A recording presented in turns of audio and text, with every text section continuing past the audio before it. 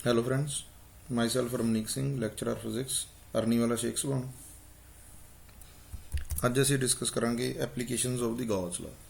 ਗੌਸ ਲਾ ਦੇ ਬਾਰੇ ਅਸੀਂ ਪਹਿਲਾਂ ਜਿਹੜਾ ਉਹ ਡਿਸਕਸ ਕਰ ਚੁੱਕੇ ਹਾਂ ਵੀ ਗੌਸ ਲਾ ਆਪਣੇ ਕੋਲੇ ਕੀ ਹੈ। ਸਿਮੈਟਰੀਕਲ ਚਾਰਜ ਡਿਸਟ੍ਰੀਬਿਊਸ਼ਨ ਜਿਹੜੇ ਸਰਫੇਸਿਸ ਆਪਣੇ ਕੋਲ ਹੈਗੇ ਆ ਉਹਨਾਂ ਦੇ ਵਿੱਚ ਇਲੈਕਟ੍ਰਿਕ ਫੀਲਡ ਕੈਲਕੂਲੇਟ ਕਰਨ ਦੇ ਲਈ ਆਪਣੇ ਕੋਲ ਇੱਕ ਟੂਲ ਹੈ ਜਿਹਦੀ ਵਰਤੋਂ ਅਸੀਂ ਕਰਦੇ ਹਾਂ। ਐਂਡ ਅਸੀਂ ਆਹ ਚੀਜ਼ ਹੈ ਜਿਹੜੀ ਪ੍ਰੂਵ ਕੀਤੀ ਸੀ ਵੀ ਫਾਈ ਹੈ ਜਿਹੜੀ ਇਲੈਕਟ੍ਰਿਕ ਫਲਕਸ ਹੈ ਉਹ ਆਪਣੇ ਕੋਲ ਕਿਹਦੇ ਬਰਾਬਰ ਹੁੰਦੀ ਹੈ, E vector dot ds vector. This is the electric flux. Electric flux Ki C? Total number of the electric lines of the force ਜਾਂ field which are passing through a unit area held in the direction of the electric field lines. Electric field lines the direction ਦੇ ਵਿੱਚ ਜੇਕਰ ਅਸੀਂ ਕੀ ਕਰੀਏ, ਇੱਕ area ਜਿਹੜਾ perpendicular direction ਦੇ ਵਿੱਚ ਰੱਖ ਦਈਏ ਤਾਂ total number of electric field lines ਜਿਹੜੀਆਂ ਉਹਦੇ ਵਿੱਚ ਦੀ ਪਾਸ ਕਰ ਰਹੀਆਂ ਉਹਦਾ ਮੈਜਰ ਸਾਡੇ ਕੋਲ ਕੌਣ ਦਿੰਦਾ? Electric flux. ਠੀਕ ਹੈ ਜੀ, ਇਲੈਕਟ੍ਰਿਕ ਫਲਕਸ। ਤੇ ਗੌਸ ਲਾ ਦੇ ਵਿੱਚ ਅਸੀਂ ਇਹ ਚੀਜ਼ ਪ੍ਰੂਵ ਕੀਤੀ ਸੀ ਵੀ ਗੌਸ ਲਾ ਆਪਣੇ ਕੋਲ ਕਿਹਦੇ ਬਰਾਬਰ ਹੁੰਦਾ? Q/ε0। Q ਆਪਣੇ ਕੋਲ ਕੀ ਹੈ? ਟੋਟਲ ਚਾਰਜ ਇਨਸਾਈਡ ਦੀ ਗੌਸੀਅਨ ਸਰਫੇਸ। ਗੌਸੀਅਨ ਸਰਫੇਸ ਸਾਡੇ ਕੋਲ ਕੀ ਹੈ?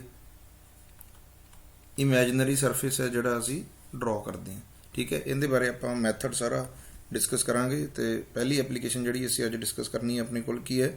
Electric field due to spherical shell ਔਰ conducting sphere. So first of all we will differentiate between the shell, conducting solid sphere ਤੇ non conducting solid sphere. What is spherical shell? Spherical ਦਾ ਮਤਲਬ 3 dimensional. Shell means which is vacant from inside, ਜਿਹਦੇ ਵਿੱਚ ਕੋਈ ਵੀ material inside ਦੇ ਵਿੱਚ ਨਾ ਹੋਵੇ ਉਹਨੂੰ ਅਸੀਂ ਸ਼ੈਲ ਕਹਿੰਦੇ ਹਾਂ। ਸਫੈਰੀਕਲ ਸ਼ੈਲ ਆਪਾਂ ਕਹਿ ਸਕਦੇ ਹਾਂ, ਜਿਵੇਂ ਮੰਨ ਲਓ ਪਲਾਸਟਿਕ ਦੀ ਆਪਾਂ ਗੱਲ ਕਰੀਏ ਤਾਂ ਜਿਵੇਂ ਪਲਾਸਟਿਕ ਦੀ ਬਾਲ ਹੈ, ਪਲਾਸਟਿਕ ਦੀ ਬਾਲ ਦੇ ਵਿੱਚ ਏਅਰ ਹੁੰਦੀ ਹੈ, ਕੋਈ ਵੀ ਮਟੀਰੀਅਲ ਨਹੀਂ ਹੈਗਾ। ਜੇਕਰ ਉਹ ਮੈਟਲ ਦੀ ਬਣੀ ਹੋਵੇ, ਵਿੱਚ ਕੋਈ ਵੀ ਮਟੀਰੀਅਲ ਨਾ ਹੋਵੇ ਤਾਂ ਅਸੀਂ ਉਹਨੂੰ ਕੀ ਕਹਾਂਗੇ? ਸਫੈਰੀਕਲ ਸ਼ੈਲ। ਸੋ ਸਫੈਰੀਕਲ ਸ਼ੈਲ ਦੇ ਵਿੱਚ ਜਿਹੜਾ ਇਹ ਪੋਰਸ਼ਨ ਹੈ ਇਹ ਆਪਣੇ ਕੋਲ ਕੀ ਹੁੰਦਾ? ਵੇਕੈਂਟ ਹੁੰਦਾ। ਇਹਦੇ ਵਿੱਚ ਏਅਰ ਹੁੰਦੀ ਹੈ। ਇਸ ਪੋਰਸ਼ਨ ਦੇ ਵਿੱਚ ਕੋਈ ਵੀ ਜਿਹੜੀਆਂ ਇਲੈਕਟ੍ਰਿਕ ਫੀਲਡ ਲਾਈਨਸ ਜਾਂ ਕਿ ਇਲੈਕਟ੍ਰਿਕ ਫੀਲਡ ਹੈ ਜਿਹੜੀ ਆਪਣੇ ਕੋਲੇ ਜ਼ੀਰੋ ਹੁੰਦੀ ਹੈ। ਠੀਕ ਹੈ ਜੀ। ਨੈਕਸਟ ਅਸੀਂ ਗੱਲ ਕਰੀਏ ਕੰਡਕਟਿੰਗ ਸੋਲਿਡ ਸਫੀਅਰ।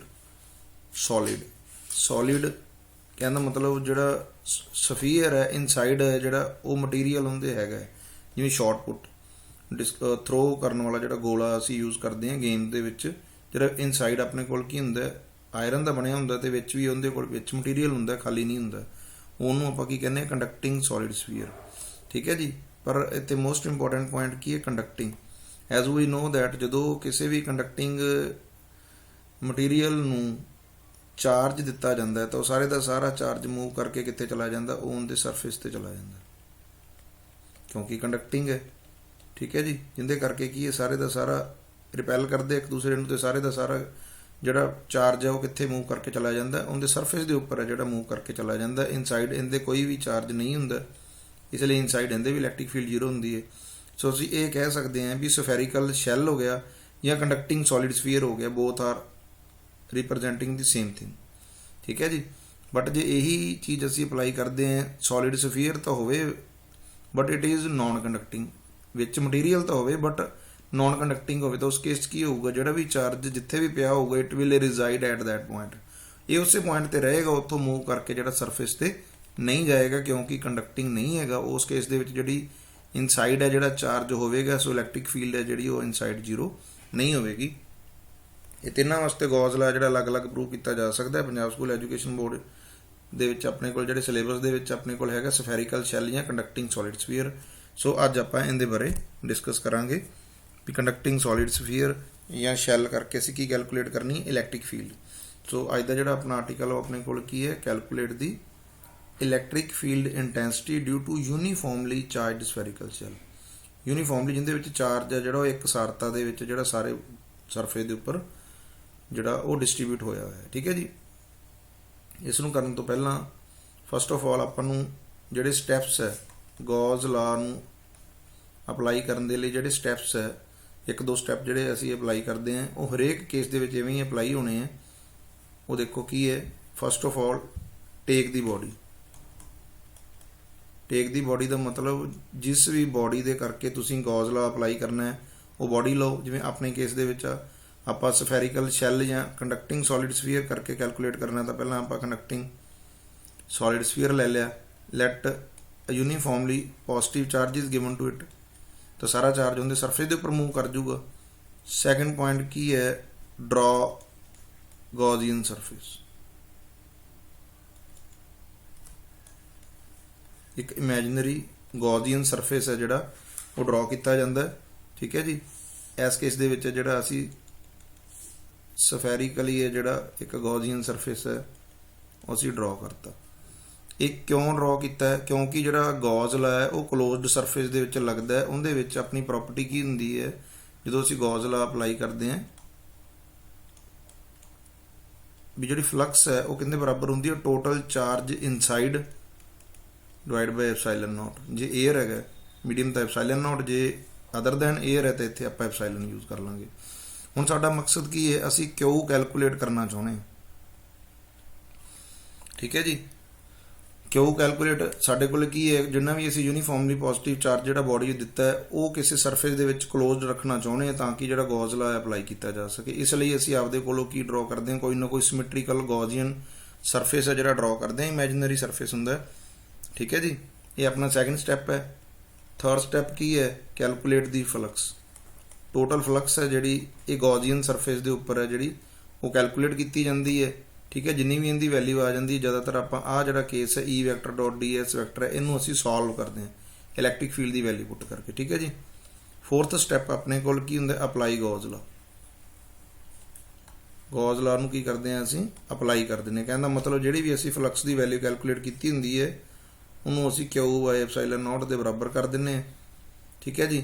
ਤੇ ਉੱਥੋਂ ਅਸੀਂ ਜਿਹੜੀ ਰਿਕੁਆਇਰਡ ਇਲੈਕਟ੍ਰਿਕ ਫੀਲਡ ਦੀ ਵੈਲਿਊ ਹੁੰਦੀ ਹੈ ਜਿਹੜੀ ਅਸੀਂ ਉਹ ਕੀ ਕਰ ਲੈਂਦੇ, ਕੈਲਕੂਲੇਟ ਕਰ ਲੈਂਦੇ, ਠੀਕ ਹੈ ਜੀ। ਇਹ ਪੁਆਇੰਟ ਕਲੀਅਰ ਹੋਇਆ ਕਿ ਨਹੀਂ। These are the steps which we should follow in all the application. ਜਿਹੜੀਆਂ ਵੀ ਐਪਲੀਕੇਸ਼ਨ ਅਸੀਂ ਡਿਸਕਸ ਕਰਾਂਗੇ ਉਹਦੇ ਵਿੱਚ ਅਸੀਂ ਇਹ ਪੁਆਇੰਟ ਆ ਜਿਹੜੇ ਡਿਸਕਸ ਕਰਾਂਗੇ ਜਿਹੜੇ ਸਾਡੇ ਵਾਸਤੇ ਇੰਪੋਰਟੈਂਟ ਹੈ, ਠੀਕ ਹੈ ਜੀ। ਇਹਨਾਂ ਨੂੰ ਧਿਆਨ ਦੇ ਵਿੱਚ ਰੱਖ ਲੈਣਾ,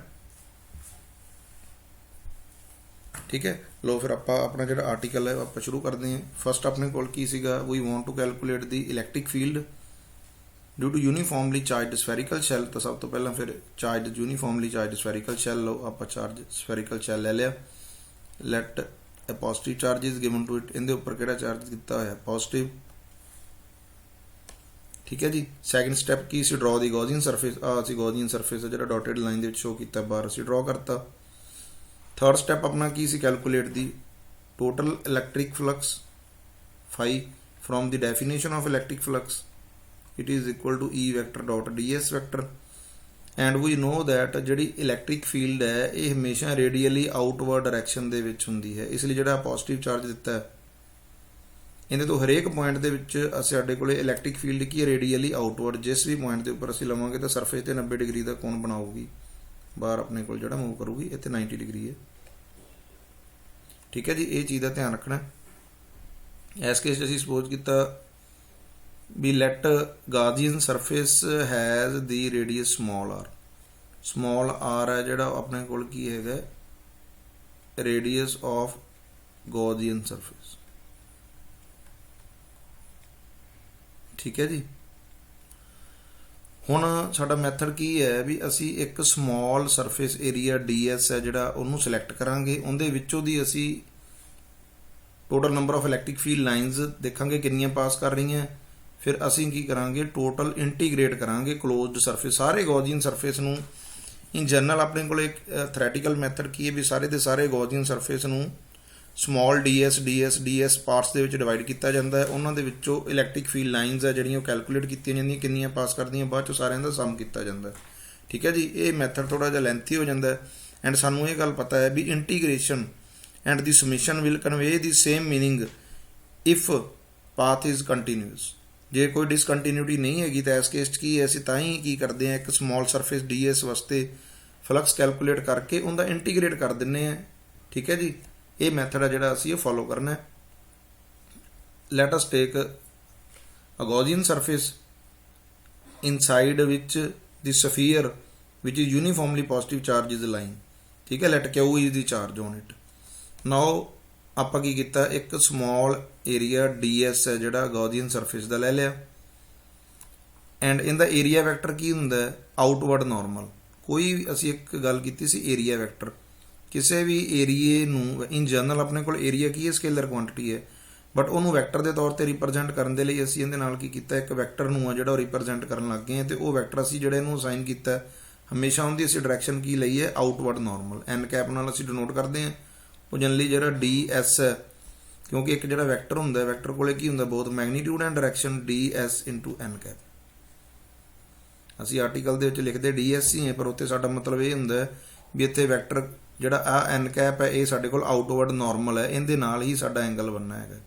ਠੀਕ ਹੈ ਜੀ। ਜੇ ਅਸੀਂ ਫਿਗਰ ਦੇ ਵਿੱਚ ਦੇਖੀਏ ਤਾਂ electric field is radially outward, electric field ਹੈ ਜਿਹੜੀ ਉਹ ਰੇਡੀਅਲੀ ਆਊਟਵਰਡ ਹੈ ਤੇ ਆਊਟਵਰਡ ਨਾਰਮਲ ਵੀ, both are in the same direction.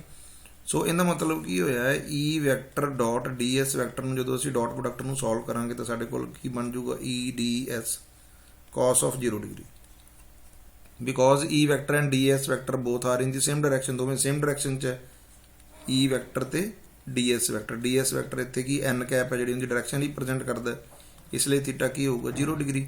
ਜੇ ਥੀਟਾ ਆਪਣੇ ਕੋਲ 0 ਡਿਗਰੀ ਹੈ ਤਾਂ ਸਾਨੂੰ ਪਤਾ ਵੀ ਡਾਟ ਪ੍ਰੋਡਕਟ ਆਪਣੇ ਕੋਲ ਕਿਹਦੇ ਬਰਾਬਰ ਹੁੰਦਾ A vector dot B vector ਸਾਡੇ ਕੋਲ ਕਿਹਦੇ ਬਰਾਬਰ ਹੁੰਦਾ AB cos ਥੀਟਾ। ਇਹਨੂੰ ਡਾਟ ਪ੍ਰੋਡਕਟ ਜਾਂ ਸਕੇਲਰ ਪ੍ਰੋਡਕਟ ਕਹਿੰਦੇ ਆ ਜਿਹੜੀ ਆਊਟਪੁੱਟ ਆਪਣੇ ਕੋਲ ਨਿਕਲਦੀ ਹੈ। ਠੀਕ ਹੈ ਜੀ। cos 0 ਡਿਗਰੀ ਦੀ ਵੈਲਿਊ ਆਪਣੇ ਕੋਲ ਕਿੰਨੀ ਹੋਗੀ 1। ਠੀਕ ਹੈ ਜੀ। ਇਹ ਆਪਾਂ ਇਸ ਤਰ੍ਹਾਂ ਨਾਲ ਯਾਦ ਰੱਖਦੇ ਹਾਂ 0 1 1 0। ਉੱਪਰ ਵਾਲੀਆਂ ਵੈਲਿਊ ਹੈਗੀਆਂ ਸਾਈਨ ਦੀਆਂ, ਨੀਚੇ ਵਾਲੀਆਂ cos ਦੀਆਂ। ਸਾਈਨ 0 ਡਿਗਰੀ ਦੀ ਵੈਲਿਊ 0 ਹੈ, ਸਾਈਨ 90 ਡਿਗਰੀ ਦੀ ਵੈਲਿਊ 1 ਹੈ, cos 0 ਡਿਗਰੀ ਦੀ ਵੈਲਿਊ 1 ਹੈ ਤੇ cos 90 ਡਿਗਰੀ ਦੀ ਵੈਲਿਊ ਆਪਣੇ ਕੋਲ ਕੀ ਹੈਗੀ ਹੈ 0 ਹੈ, ਕਿਉਂਕਿ ਮੋਸਟਲੀ ਇਹ ਜ਼ਿਆਦਾਤਰ ਵੈਲਿਊਜ਼ ਆਪਣੇ ਕੋਲ ਯੂਜ਼ ਹੁੰਦੀਆਂ, ਕਨਫਿਊਜ਼ਨ ਨਾ ਹੋਵੇ ਤਾਂ ਕਰਕੇ ਅਸੀਂ ਇਹਨੂੰ ਐਂ ਯਾਦ ਰੱਖਦੇ 0 1 1 0। cos 0 ਦੀ ਵੈਲਿਊ ਆਪਣੇ ਕੋਲ ਇੱਥੇ ਕੀ ਹੋਗੀ 1। ਇਹਦਾ ਮਤਲਬ ਜੇ ਸਾਡੇ ਕੋਲੇ ਕੀ ਹੈ ਸਮਾਲ ਫਲਕਸ ਜੇ ਅਸੀਂ ਕੈਲਕੂਲੇਟ ਕੀਤੀ ਹੈ E vector dot DS vector DS surface ਕਰਕੇ, ਉਹ ਸਾਡੇ ਕੋਲ ਕੀ ਆ ਗਿਆ ਉਹ ਆ ਗਈ EDS, ਕਿਉਂਕਿ ਆਹ ਟਰਮ ਸਾਡੇ ਕੋਲ ਕੈਂਸਲ ਹੋ ਗਈ, ਇਹਦੀ ਵੈਲਿਊ 1 ਆ ਗਈ ਆਪਣੇ ਕੋਲ। Now we want to calculate the total flux through the Gaussian surface, so for this we will integrate it. ਇਹਨੂੰ ਆਪਾਂ ਕੀ ਕਰਾਂਗੇ ਇੰਟੀਗ੍ਰੇਟ ਕਰ ਦਿਆਂਗੇ, ਕਲੋਜ਼ਡ ਸਰਫੇਸ ਇਹਦੀ ਇੰਟੀਗ੍ਰੇਸ਼ਨ ਹੋ ਜੂ, ਇਹਦੀ ਆਪਣੇ ਕੋਲ ਇੰਟੀਗ੍ਰੇਸ਼ਨ ਹੋ ਜੂਗੀ। ਠੀਕ ਹੈ ਜੀ। ਕਲੀਅਰ ਹੋਇਆ ਕਿ ਨਹੀਂ ਹੋਇਆ। ਹੁਣ ਆਪਣੇ ਕੋਲ ਕੀ ਹੈ ਜਿਹੜੀ ਇਲੈਕਟ੍ਰਿਕ ਫੀਲਡ ਹੈ ਉਹਦਾ ਫਾਰਮੂਲਾ ਕੀ ਹੁੰਦਾ ਹੈ ਉਹ ਸੋਰਸ ਚਾਰਜ ਤੇ ਡਿਪੈਂਡ ਕਰਦੀ ਹੈ। ਇੱਥੇ 1/4πε0 ਲਾ ਲਓ ਜਾਂ ਐਪਸਾਈਲਨ ਕਾਂਸਟੈਂਟ ਹੈ divide by r²। Electric field ਕਿਉਂ ਤੇ ਡਿਪੈਂਡ ਕਰਦੀ ਹੁੰਦੀ ਹੈ ਜਾਂ ਉਹਦਾ ਆਬਜ਼ਰਵੇਸ਼ਨ ਪੁਆਇੰਟ ਦਾ ਡਿਸਟੈਂਸ ਹੈ ਜਿਹੜਾ ਸੋਰਸ ਚਾਰਜ ਤੋਂ ਉਸ ਤੇ ਡਿਪੈਂਡ ਕਰਦੀ ਹੈ। ਇਸ ਕੇਸ ਦੇ ਵਿੱਚ ਜਿਹੜੇ measurement from the centre of the sphere ਮੰਨ ਕੇ ਕਨਸੈਂਟਰਿਕ ਗੌਸੀਅਨ ਸਰਫੇਸ ਹੈ ਜਿਹੜਾ ਉਹ ਕਨਸੈਂਟਰਿਕ ਸਫੀਅਰ ਦੇ ਤੌਰ ਤੇ ਡਰਾ ਕੀਤਾ ਗਿਆ ਸੀ, ਇਸ ਲਈ ਜਿਹੜਾ r ਹੈ ਉਹਦੇ ਹਰੇਕ ਪੁਆਇੰਟ ਦੀ ਵੈਲਿਊ ਕੀ ਹੋਊਗੀ ਸੇਮ ਹੋਊਗੀ, ਇਸ ਲਈ ਇਲੈਕਟ੍ਰਿਕ ਫੀਲਡ ਦੀ ਵੈਲਿਊ ਸਾਡੇ ਕੋਲ ਕੀ ਹੈਗੀ ਹੈ constant, so can be taken outside. So ਆਹ ਚੀਜ਼ ਆਪਣੇ ਕੋਲ ਕੀ ਬਣ ਗਈ total flux. So total flux ਸਾਡੇ ਕੋਲ ਕਿੰਦੇ ਬਰਾਬਰ ਆ ਗਿਆ E DS। ਬਾਹਰ ਕਿਉਂ ਲੈ ਕੇ ਗਏ ਕਿਉਂਕਿ ਇਲੈਕਟ੍ਰਿਕ ਫੀਲਡ ਦੀ ਵੈਲਿਊ ਕਾਂਸਟੈਂਟ ਹੈ। ਨਾਓ ਆਹ ਚੀਜ਼ ਆਪਣੇ ਕੋਲ ਕੀ ਰਿਪਰੈਜ਼ੈਂਟ ਕਰ ਰਹੀ ਹੈ DS ਆਪਣੇ ਕੋਲ ਕੀ ਹੈ small part of the area, ਤੇ ਜੇ ਇਹਦਾ ਅਸੀਂ ਇੰਟੀਗ੍ਰੇਟ ਕਰਤਾ ਉੱਪਰ ਕਲੋਜ਼ ਸਰਫੇਸ ਲੈ ਲਿਆ ਤੇ ਕੀ ਚੀਜ਼ ਰਿਪਰੈਜ਼ੈਂਟ ਕਰ ਲਿਆ ਟੋਟਲ ਸਰਫੇਸ ਏਰੀਆ। ਇਹ ਆਪਣੇ ਕੋਲ ਕੀ ਰਿਪਰੈਜ਼ੈਂਟ ਕਰ ਰਿਹਾ ਟੋਟਲ ਸਰਫੇਸ ਏਰੀਆ ਕਿਸ ਚੀਜ਼ ਦਾ ਸਫੀਅਰ ਦਾ। ਸੋ ਫਾਈ ਦੀ ਵੈਲਿਊ ਆਪਣੇ ਕੋਲ ਕੀ ਆ ਗਈ E into 4πr², E into 4πr²। ਇਹ ਤਾਂ ਕਲੀਅਰ ਹੋ ਗਿਆ ਕਿ ਨਹੀਂ ਹੋ ਗਿਆ, ਕਿਉਂਕਿ ਤਿੰਨ ਕੇਸ ਅੱਗੋਂ ਅਸੀਂ ਡਿਸਕਸ ਕਰਨੇ ਆ ਵੀ ਜਦੋਂ ਆਪਣੇ ਕੋਲ ਕੀ ਹੈ observation point lying outside on the surface ਜਾਂ ਇਨਸਾਈਡ, ਉਹਨਾਂ ਸਾਰੇ ਕੇਸਿਸ ਦੇ ਵਿੱਚ ਜਿਹੜੀ ਫਲਕਸ ਦੀ ਵੈਲਿਊ ਹੈ ਹੀ ਰਹਿਣੀ ਆਪਣੇ ਕੋਲੇ E into 4πr²। E is the electric field, 4πr² is the total surface area। ਠੀਕ ਹੈ ਜੀ। ਇਹ ਤਾਂ ਕਲੀਅਰ ਹੋ ਗਿਆ। ਇੱਧਰ ਆਪਾਂ ਦੇਖੀਏ ਇਹੀ ਚੀਜ਼ ਆਪਾਂ ਕਿਤੇ ਲੈਟਸ ਡਰਾ ਹੈ Gaussian surface with r its radius from the center of the shell, ds is the area vector around the observation point, ਕੋਈ p observation point ਆਪਾਂ ਇੱਥੇ ਲਿਆ ਸੀ। ਠੀਕ ਹੈ ਜੀ। ਸਮਾਲ ਫਲਕਸ ਹੈ ਜਿਹੜੀ ਅਸੀਂ ਕੈਲਕੂਲੇਟ ਕੀਤੀ E ਵੈਕਟਰ ਡਾਟ DS, ਫਿਰ ਟੋਟਲ ਕੈਲਕੂਲੇਟ ਕੀਤੀ ਬਾਈ ਇੰਟੀਗ੍ਰੇਟਿੰਗ। ਠੀਕ ਹੈ ਜੀ। ਆ cos 0 ਡਿਗਰੀ 1 ਆ ਗਿਆ ਕਿਉਂਕਿ E ਵੈਕਟਰ ਤੇ DS ਵੈਕਟਰ ਕੀ ਦੋਵੇਂ ਸੇਮ ਡਾਇਰੈਕਸ਼ਨ ਦੇ ਵਿੱਚ ਹੈਗੇ ਆ, cos 0 ਹੋ ਗਿਆ, ਇਹ ਆਪਣੇ ਕੋਲ ਟੋਟਲ ਸਰਫੇਸ ਏਰੀਆ ਹੋ ਗਿਆ, this is the total flux. ਕਿਉਂ ਦੀ ਚਾਰਜ ਇਨਸਾਈਡ ਦੀ ਗਾਜ਼ੀਅਨ ਸਰਫੇਸ, ਚਲੋ ਇਹ ਆਪਾਂ ਹੁਣ ਕਰਦੇ ਹਾਂ। ਠੀਕ ਹੈ ਜੀ। ਅੱਗੋਂ ਆਪਣੇ ਕੋਲ ਤਿੰਨ ਕੇਸ ਕਰਨੇ ਆ। ਪਹਿਲਾ ਕੇਸ ਦੇ ਵਿੱਚ ਜਿਵੇਂ ਆਪਾਂ ਪਹਿਲਾਂ ਹੀ ਲਿਆ when observation point lies outside, when observation point lies outside. ਠੀਕ ਹੈ ਜੀ। ਜਦੋਂ ਆਪਣੇ ਕੋਲ ਕੀ ਹੈ ਆਬਜ਼ਰਵੇਸ਼ਨ ਪੁਆਇੰਟ ਹੈ ਆਊਟਸਾਈਡ ਲਾਈ ਕਰ ਰਿਹਾ, ਸਫੈਰੀਕਲ ਸ਼ੈਲ ਤੋਂ, ਠੀਕ ਹੈ ਜੀ। ਤਾਂ ਉਸ ਕੇਸ ਦੇ ਵਿੱਚ ਕੀ ਹੈ, ਜਿਹੜਾ radius of the Gaussian surface small R ਹੈ ਉਹ ਗ੍ਰੇਟਰ ਹੋਊਗਾ ਆਰ ਤੋਂ। ਆਰ ਆਪਣੇ ਕੋਲ ਕੀ ਹੈ, ਇਹ ਹੈਗਾ ਰੇਡੀਅਸ ਆਫ ਸਫੈਰੀਕਲ ਸ਼ੈਲ, ਠੀਕ ਹੈ ਜੀ। R is greater than capital R, ਠੀਕ ਹੈ। ਇਹ ਪੁਆਇੰਟ ਕਲੀਅਰ ਹੋ ਗਿਆ ਕਿ ਨਹੀਂ ਹੋ ਗਿਆ। ਹੁਣ ਅਸੀਂ ਜਿਹੜੀ ਫਲਕਸ ਦੀ ਵੈਲਿਊ ਹੈ ਉਹ ਅਸੀਂ ਕੈਲਕੂਲੇਟ ਕਰ ਲਈ ਹੈ E × 4πr²। ਜਦੋਂ ਆਬਜ਼ਰਵੇਸ਼ਨ ਪੁਆਇੰਟ ਲਾਈਂਗ ਆਊਟਸਾਈਡ ਹੈ ਤਾਂ ਇੱਥੇ ਆਪਣੇ ਕੋਲ ਕੀ ਆ ਗਿਆ, ਆਬਜ਼ਰਵੇਸ਼ਨ ਪੁਆਇੰਟ ਸਮਾਲ ਆਰ ਤੇ ਹੈ, ਠੀਕ ਹੈ ਜੀ। ਨੈਕਸਟ ਸਟੈਪ ਆਪਣੇ ਕੋਲ ਕੀ ਹੁੰਦਾ ਸੀ, ਫਲਕਸ ਕੈਲਕੂਲੇਟ ਕਰਨ ਤੋਂ ਬਾਅਦ ਅਸੀਂ ਗੌਸ ਲਾ ਅਪਲਾਈ ਕਰਦੇ ਸੀ। ਗੌਸ ਲਾ ਆਪਣੇ ਕੋਲ ਕੀ ਕਹਿੰਦਾ ਹੈ ਵੀ ਜਿਹੜੀ ਫਲਕਸ ਹੈ ਜਿਹੜੀ ਅਸੀਂ ਕੈਲਕੂਲੇਟ ਕੀਤੀ ਹੈ ਇਹ ਕਿੰਨੇ ਬਰਾਬਰ ਹੋਊਗੀ, total charge divide by epsilon nought, ਠੀਕ ਹੈ ਜੀ। ਟੋਟਲ ਚਾਰਜ ਇੱਥੇ ਕਿਉਂ ਅਸੀਂ ਟੋਟਲ ਚਾਰਜ ਲੈ ਕੇ ਚੱਲੇ ਸੀ ਜਿਹੜਾ ਅਸੀਂ ਦਿੱਤਾ, ਉੱਥੋਂ ਅਸੀਂ ਜੇ ਇਲੈਕਟ੍ਰਿਕ ਫੀਲਡ ਦੀ ਵੈਲਿਊ ਕੈਲਕੂਲੇਟ ਕਰੀਏ ਤਾਂ ਸਾਡੇ ਕੋਲ ਆ ਟਰਮ ਦਾ ਦੂਸਰੀ ਸਾਈਡ ਤੇ ਜਾ ਕੇ ਡਿਵਾਈਡ ਹੋ ਜਾਣਗੇ, ਬਣ ਗਿਆ 1/4πε0 Q/r²। ਦੇਖੋ ਜਿਹੜੀ ਇਹ ਇਕੁਏਸ਼ਨ ਸਾਡੇ ਕੋਲ ਆਈ ਹੈ ਇਹ ਅਸੀਂ ਪਹਿਲਾਂ ਕੈਲਕੂਲੇਟ ਕੀਤੀ ਸੀ। ਇਹ ਸਾਡੇ ਕੋਲ ਕੀ ਹੈ, electric field due to a point charge. ਇੱਕ ਪੁਆਇੰਟ ਚਾਰਜ ਕਰਕੇ ਜਿਹੜੀ ਅਸੀਂ ਕੈਲਕੂਲੇਟ ਕੀਤੀ ਸੀਗੀ ਇਲੈਕਟ੍ਰਿਕ ਫੀਲਡ ਦੀ ਵੈਲਿਊ ਇਹ ਸੀ। ਇਟ ਮੀਨਸ ਜਦੋਂ ਆਬਜ਼ਰਵੇਸ਼ਨ ਪੁਆਇੰਟ ਲਾਈਂਗ ਆਊਟਸਾਈਡ ਦੀ ਸਫੈਰੀਕਲ ਸ਼ੈਲ ਹੈ ਉਹ ਕਿਸ ਤਰ੍ਹਾਂ ਨਾਲ ਬਿਹੇਵ ਕਰ ਰਿਹਾ, ਸਫੈਰੀਕਲ ਚਾਰਜ ਸ਼ੈਲ ਉਹ ਇੱਕ ਪੁਆਇੰਟ ਚਾਰਜ ਦੀ ਤਰ੍ਹਾਂ ਬਿਹੇਵ ਕਰ ਰਿਹਾ। ਤੇ ਪੁਆਇੰਟ ਚਾਰਜ ਪਿਆ ਕਿੱਥੇ ਹੈ, ਉਹ ਪਿਆ ਹੈਗਾ ਸੈਂਟਰ ਆਫ ਦੀ ਸਫੈਰੀਕਲ ਸ਼ੈਲ। ਸੋ ਇਹ ਪੁਆਇੰਟ ਆਪਣੇ ਕੋਲ ਕਲੀਅਰ ਹੋ ਗਿਆ ਵੀ ਜਿਹੜਾ ਵੀ ਚਾਰਜ ਅਸੀਂ ਬੋਡੀ ਨੂੰ ਦਿੱਤਾ ਹੈ, ਸਫੈਰੀਕਲ ਸ਼ੈਲ ਨੂੰ ਦਿੱਤਾ ਹੈ, ਉਹ ਕਿਸ ਤਰ੍ਹਾਂ ਨਾਲ ਅਪੀਅਰ ਹੋ ਰਿਹਾ, ਜਿਵੇਂ ਸਾਰੇ ਦਾ ਸਾਰਾ ਚਾਰਜ ਕਿੱਥੇ ਪਿਆ ਹੋਵੇ, ਉਸ ਸਫੈਰੀਕਲ ਸ਼ੈਲ ਦੇ ਸੈਂਟਰ ਦੇ ਉੱਤੇ ਪਿਆ ਹੋਵੇ, ਕਿਉਂਕਿ ਜਿਹੜੀ ਸਾਡੇ ਕੋਲ ਇਕੁਏਸ਼ਨ ਆਈ ਹੈ ਉਹ ਪੁਆਇੰਟ ਚਾਰਜ ਦੀ ਇਕੁਏਸ਼ਨ ਹੈ ਆਈ ਹੈ, ਠੀਕ ਹੈ ਜੀ। ਇਹ ਪੁਆਇੰਟ ਕਲੀਅਰ ਹੋ ਗਿਆ ਕਿ ਨਹੀਂ ਹੋ ਗਿਆ। ਕੇਸ ਸੈਕੰਡ ਦੇਖੋ, ਕੇਸ ਸੈਕੰਡ ਕੀ ਹੈ, ਜਦੋਂ ਆਪਣੇ ਕੋਲ ਕੀ ਹੈ ਆਬਜ਼ਰਵੇਸ਼ਨ ਪੁਆਇੰਟ ਹੈ ਉਹ ਆਪਣੇ ਕੋਲ ਕਿੱਥੇ ਲਾਈ ਕਰ ਰਿਹਾ, on the surface. Second case 'ਚ ਆਪਾਂ ਡਿਸਕਸ ਕਰ ਰਹੇ ਹਾਂ, ਠੀਕ ਹੈ ਜੀ। ਅਸੀਂ ਇੱਕ ਸਫੈਰੀਕਲ ਸ਼ੈਲ ਲੈ ਲਿਆ ਸੀ, ਯੂਨੀਫਾਰਮਲੀ ਚਾਰਜ ਉਹਨੂੰ ਆਪਾਂ ਦੇਤਾ ਸੀ। ਗੌਸੀਅਨ ਸਰਫੇਸ ਆਪਾਂ ਪਹਿਲਾਂ ਆਊਟਸਾਈਡ ਡਰਾ ਕੀਤਾ ਸੀ। ਹੁਣ ਜੇ ਆਬਜ਼ਰਵੇਸ਼ਨ ਪੁਆਇੰਟ ਲਾਈਂਗ ਔਨ ਦੀ ਹੈ ਤਾਂ ਗੌਸੀਅਨ ਸਰਫੇਸ ਵੀ ਕੀ ਹੈ, ਇਹਨੂੰ ਟੱਚ ਕਰਦਾ ਹੋਇਆ ਇਹਦੇ ਉੱਪਰ ਹੀ, ਠੀਕ ਹੈ ਜੀ, ਲਾਈ ਕਰੇਗਾ। ਇਹਦਾ ਰੇਡੀਅਸ ਕੀ ਸੀ, ਕੈਪੀਟਲ ਆਰ। ਇਸ ਲਈ ਆਪਣੇ ਕੋਲ ਇਸ ਕੇਸ 'ਚ ਕੀ ਹੋਊਗਾ, ਸਮਾਲ ਆਰ ਕਹਿੰਦੇ ਬਰਾਬਰ ਹੋ ਜਾਊਗਾ ਕੈਪੀਟਲ ਆਰ ਦੇ, ਕਿਉਂਕਿ ਗੌਸੀਅਨ ਸਰਫੇਸ ਉੱਪਰ ਦੀ ਪਾਸ ਕਰ ਰਿਹਾ। ਸੋ ਫਾਈ ਦੀ ਵੈਲਿਊ ਜਿਹੜੀ ਅਸੀਂ ਕੈਲਕੂਲੇਟ ਕੀਤੀ ਸੀ E × 4πr², ਉਹ ਵੈਲਿਊ ਆਪਣੇ ਕੋਲ ਇਹ ਹੋ ਜੂਗੀ, ਸਮਾਲ ਆਰ ਦੀ ਥਾਂ ਤੇ ਕੈਪੀਟਲ ਆਰ ਆ ਜਾਏਗਾ। ਸਾਰਾ ਸੇਮ ਮੈਥਡ ਆ ਜਿਹੜਾ, ਸੇਮ ਪ੍ਰੋਸੈਸ ਆ ਜਿਹੜਾ ਅਸੀਂ ਫੋਲੋ ਕਰਾਂਗੇ, ਠੀਕ ਹੈ ਜੀ। ਹੁਣ ਅਸੀਂ ਅਪਲਾਈ ਕਰਾਂਗੇ ਗੌਸ ਲਾ। ਗੌਸ ਲਾ ਦੇ ਅਕੋਰਡਿੰਗਲੀ ਦੇਖੀਏ ਤਾਂ ਫਾਈ ਦੀ ਵੈਲਿਊ ਆਪਣੇ ਕੋਲ ਕੀ ਹੈ, ਇਨਸਾਈਡ ਦੀ ਗੌਸੀਅਨ ਸਰਫੇਸ ਕਿੰਨਾ ਚਾਰਜ ਹੈ, Q/ε0। ਸੋ E ਦੀ ਵੈਲਿਊ ਆਪਣੇ ਕੋਲ ਕੀ ਆ ਗਈ, Q/4πε0 ਕੈਪੀਟਲ R²। ਉਸ ਕੇਸ 'ਚ ਆਪਣੇ ਕੋਲ ਕੀ ਆਈ ਸੀ, ਇੱਥੇ ਸਮਾਲ r²। ਹੁਣ ਜੇ ਅਸੀਂ ਇਹਨੂੰ ਚੇਂਜ ਕਰਨਾ ਹੈ ਤਾਂ ਅਸੀਂ ਸਮਾਲ Q ਦੀ ਵੈਲਿਊ ਹੈ ਜਿਹੜੀ ਅਸੀਂ ਉਹ ਪੁੱਟ ਕਰ ਸਕਦੇ ਹਾਂ। ਕਿਵੇਂ ਪੁੱਟ ਕਰ ਸਕਦੇ ਹਾਂ, by using the coefficient of surface charge distribution sigma. Sigma ਆਪਣੇ ਕੋਲ ਕੀ ਹੈ, ਕੋਐਫੀਸ਼ੀਐਂਟ ਹੈ ਸਰਫੇਸ ਚਾਰਜ ਡਿਸਟ੍ਰੀਬਿਊਸ਼ਨ ਦਾ, ਜਿਹਦਾ ਕਿੰਦੇ ਬਰਾਬਰ ਹੁੰਦਾ, ਟੋਟਲ ਚਾਰਜ ਬਾਈ ਟੋਟਲ ਏਰੀਆ।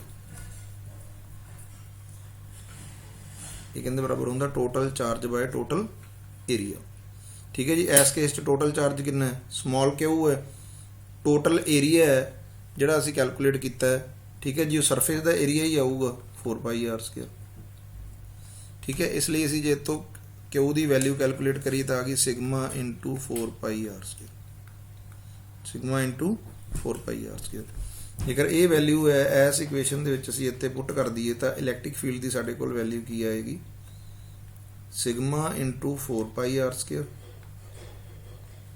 ਡਿਵਾਈਡ ਬਾਈ 4πε0 r²। r² ਨਾਲ r² ਕੈਂਸਲ, 4π ਨਾਲ 4π। ਇਲੈਕਟ੍ਰਿਕ ਫੀਲਡ ਦੀ ਵੈਲਿਊ ਕੀ ਆ ਗਈ, ਸਿਗਮਾ ਬਾਈ ε0। ਸੋ ਇਹ ਪੁਆਇੰਟ ਕਲੀਅਰ ਹੋ ਗਿਆ ਵੀ ਜਦੋਂ observation point is lying on the surface the value of the electric field is sigma by ε0 and what is sigma. Sigma ਆਪਣੇ ਕੋਲੇ ਕੀ ਹੈ, ਕੋਐਫੀਸ਼ੀਐਂਟ ਆਫ ਸਰਫੇਸ